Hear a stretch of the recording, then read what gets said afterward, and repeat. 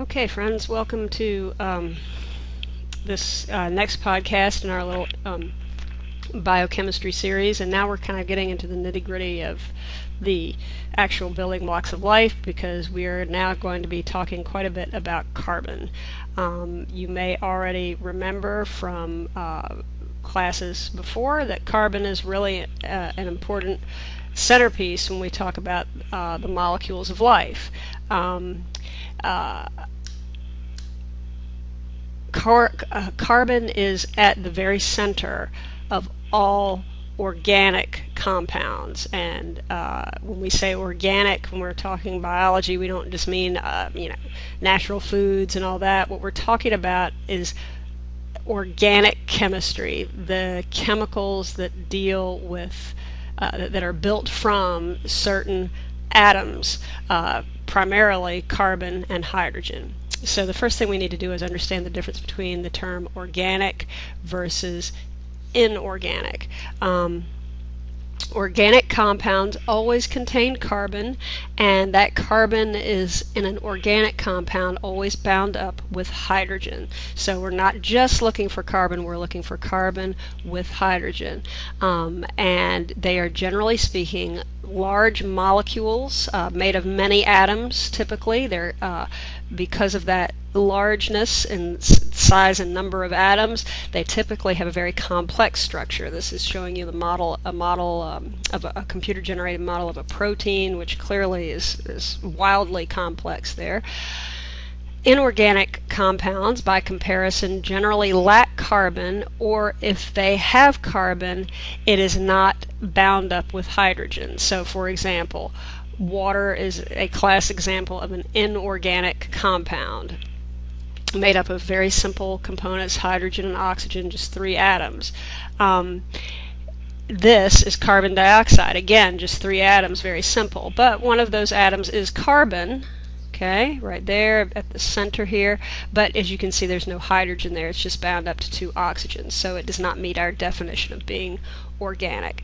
Again, inorganic molecules tend to be small. They tend to be simple. Certainly the ones that we talk about will be that way.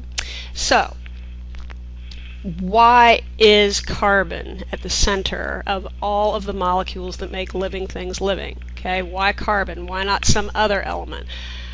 Well, carbon has the ability to do something that not all that many elements have. Carbon atoms are fantastic tinker toys, and that's how I like you to think of them.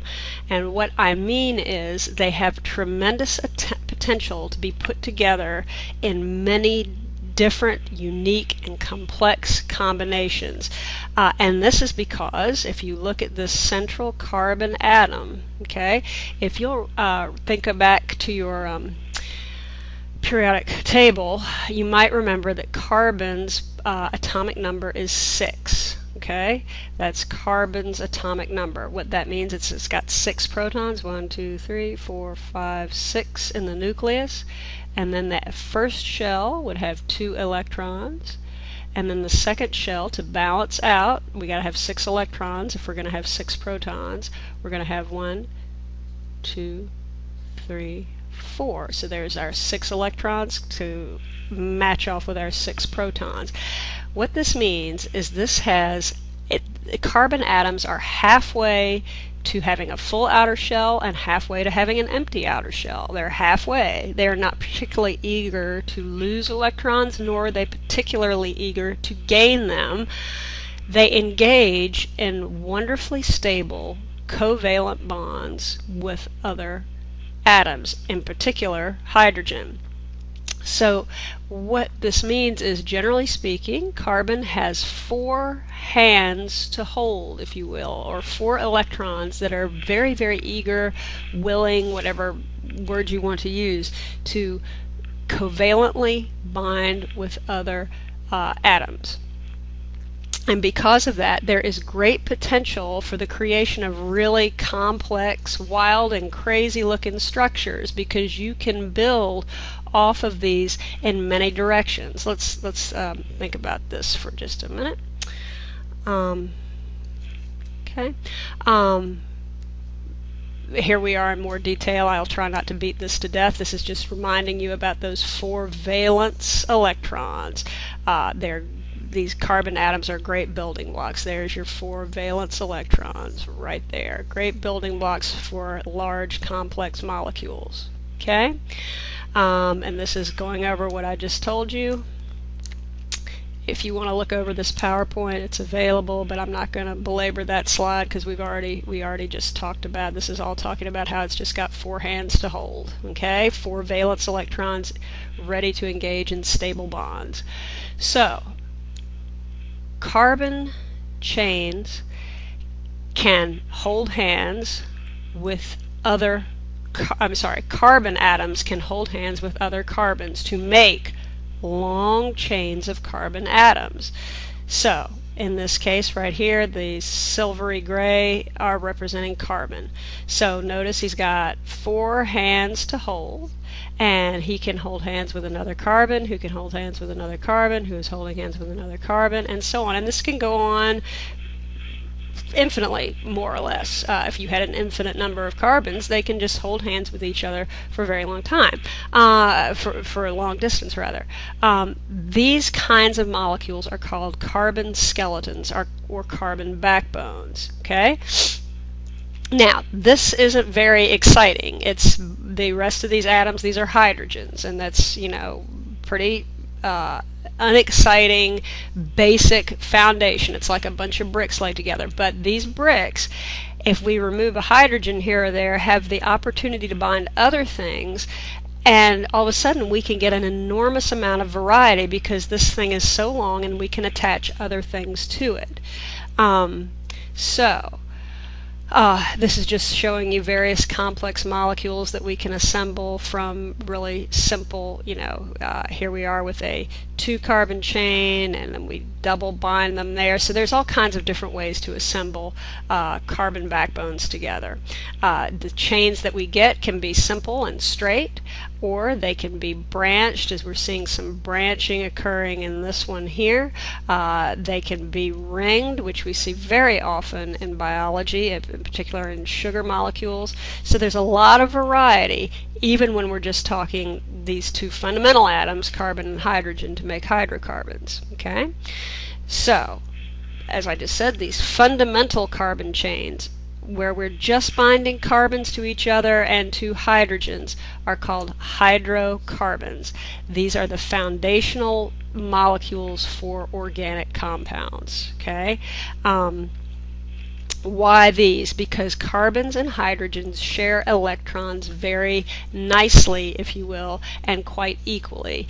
They're very, very stable. Okay, both of their outer shells. Let's think about a hydrogen atom with atomic number of 1. So there's our proton for our hydrogen, and there's our electron buzzing around outside.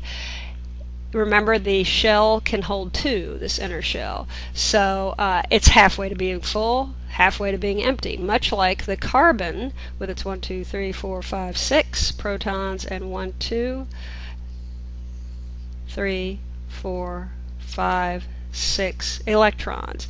Now, halfway to being full, halfway to being empty.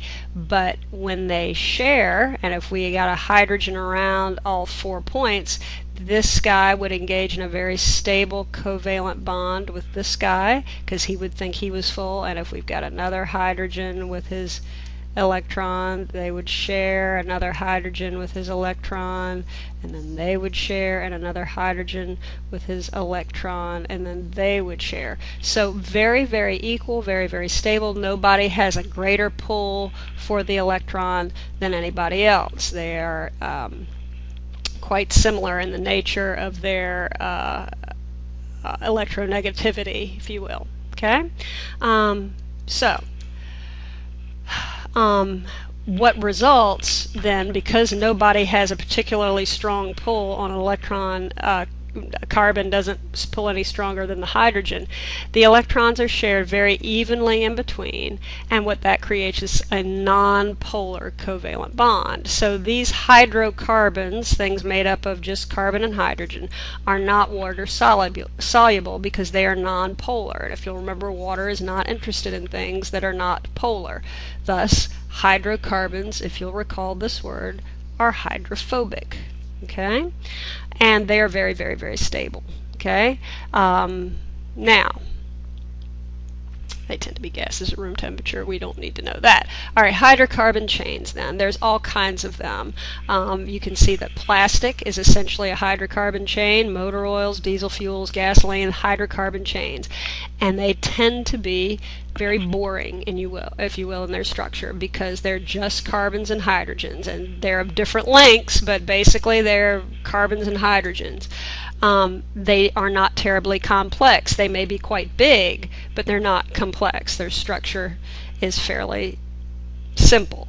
So how do we achieve complexity that we've said organic compounds have? How do we achieve that complexity when the foundation molecules here are so very simple?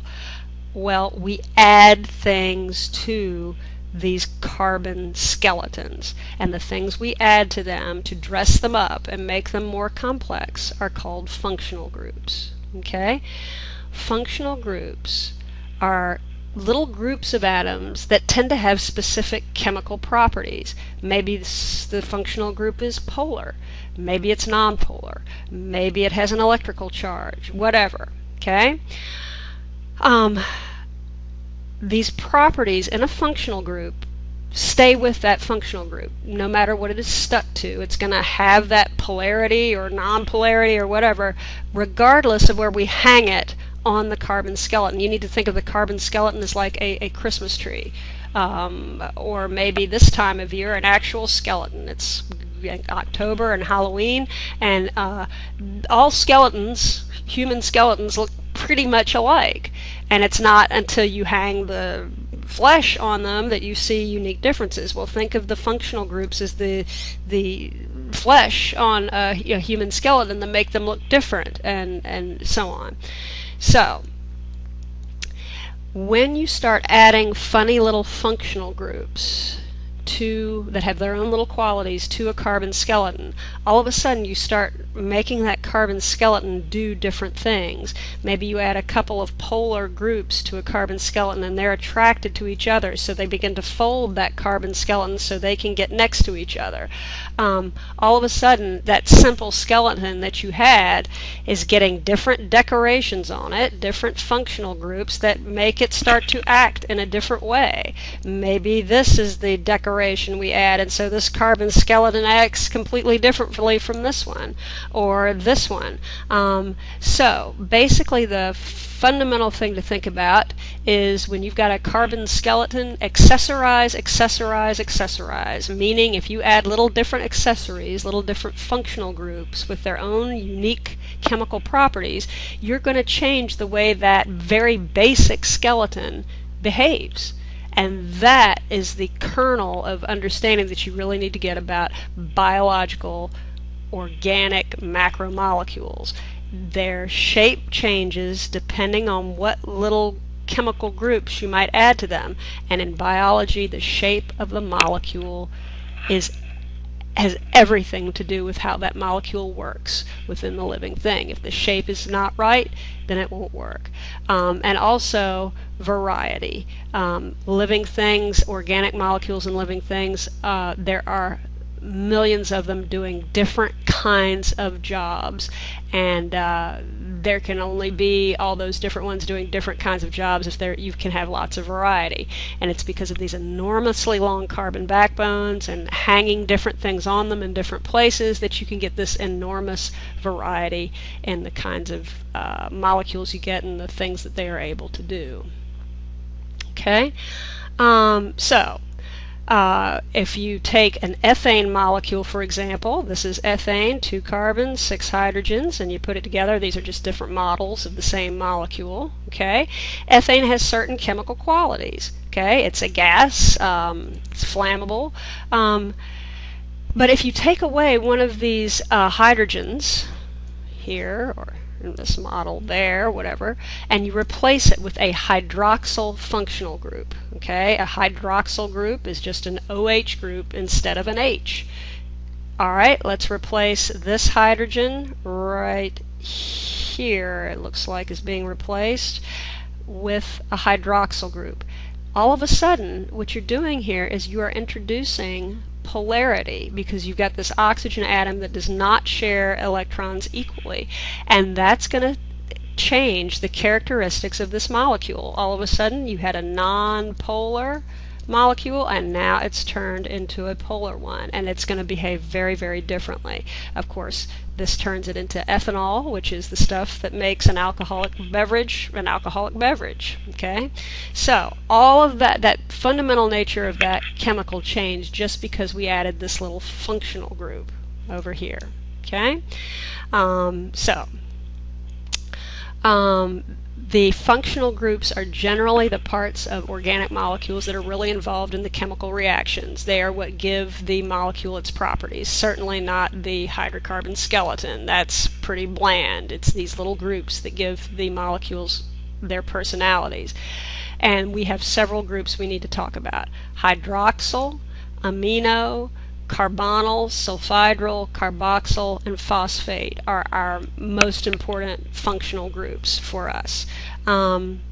They can affect all kinds of things. They can make hydrocarbons that are very hydrophobic. Suddenly they can make the chemical turn hydrophilic. And that can affect how well the chemical dissolves in water or whatever. So it can make a huge difference. This is the best example I know of for what a huge difference a very small functional group can make. These are the male and female hormones, estradiol, okay, and testosterone. Okay, this is what makes estrogen up here. Okay, these, if you look at these compounds, they are almost identical. They're all hormones, not all hormones, all steroid hormones have these carbon rings, and there are 4 carbon rings. 1, 2, 3, 4. 1, 2, 3, 4, and they look the same essentially. But in this complex 4-ring structure, there's a hydroxyl group right there. And this structure, you've just got an oxygen, you've got a CH3 group here.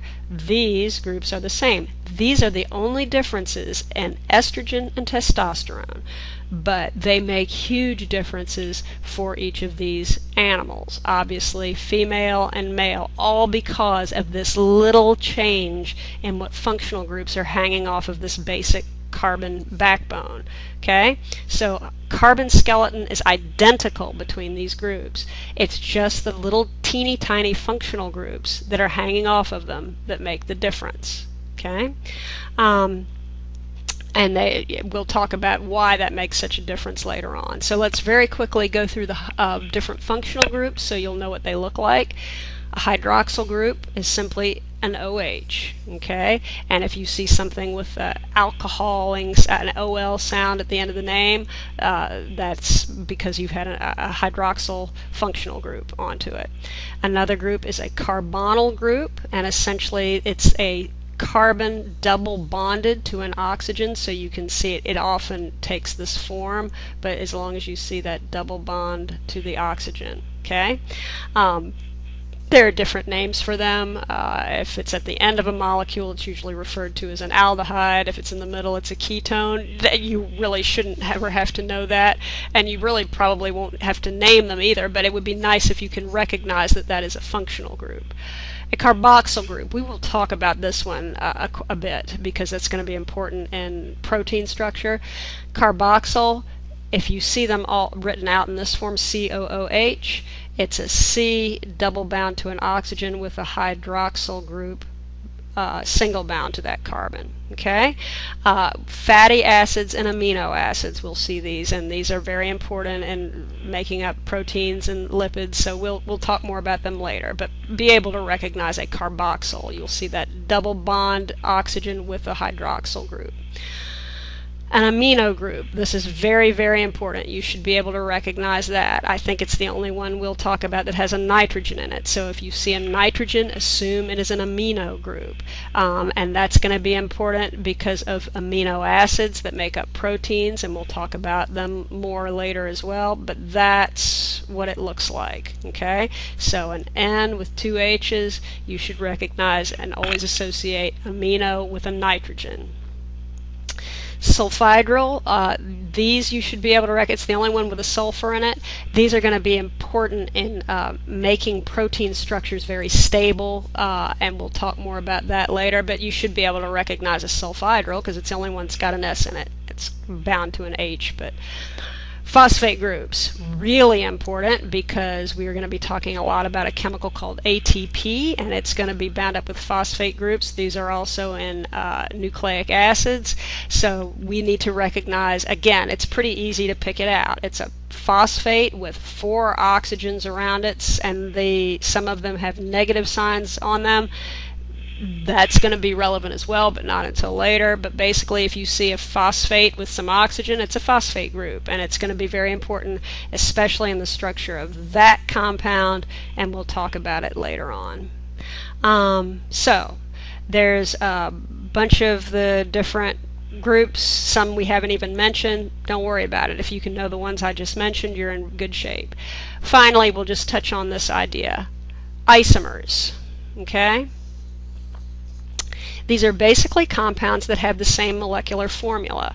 I believe this is C6H14, and so is this C6H14. But you notice they don't look the same. They've been assembled differently. And because they've been assembled differently, they do have different chemical properties. Their shapes are different from each other. So that means they have different biological functions as well. The shape of a molecule, the form it takes, really does affect function. So even though, if we go back, these guys have the same formula, the same building blocks making them up in the same quantities, their shape makes a difference. Form or shape affects how the thing works. And what we can see is sometimes, if you look here, this is exactly the same molecule as this one over here. What's the difference? I mean, of course the quantities are the same. They're put together the same, except for one is a mirror image of the other. This is the amino acid alanine, and what they say when you have this mirror image of one molecule to another, one is left-handed and one is right-handed. Left-handed alanine is used in proteins. D is referring to the right. I can't remember why right now, but essentially the other one is not. So this one is biologically active, the other one is not. And there are lots of groups that are like that. This has real significance, especially for medicines, because one version is going to be active, but the other version is not. And when that was not recognized in the past, it has been not good for the medicines that were produced. These molecules that are identical except for being mirror images are called stereoisomers. Again, the quantities of the atoms in each of them is the same, but they are assembled differently, and they are identical but mirror images of each other, so they're stereoisomers in this case. Thalidomide, you may have heard of this. It was a very famous drug. It was prescribed to pregnant women back in the 1950s and 1960s. So 1950s, 1960s, and what it was supposed to do was reduce morning sickness, and it actually did reduce those symptoms, but it was a stereoisomer, and it would fit into molecules incorrectly, trying to act like the correct form of the molecule it was an isomer for, but it didn't work right. And as a result, severe birth defects resulted with really, really tragic consequences for the families involved. So, not inconsequential, the shapes that molecules can take in biology. All right, I will stop there. This next segment will be very brief, and then we will move on to talk about our 4 major groups of organic molecules. All right, thanks a lot. I'll see you in the next podcast.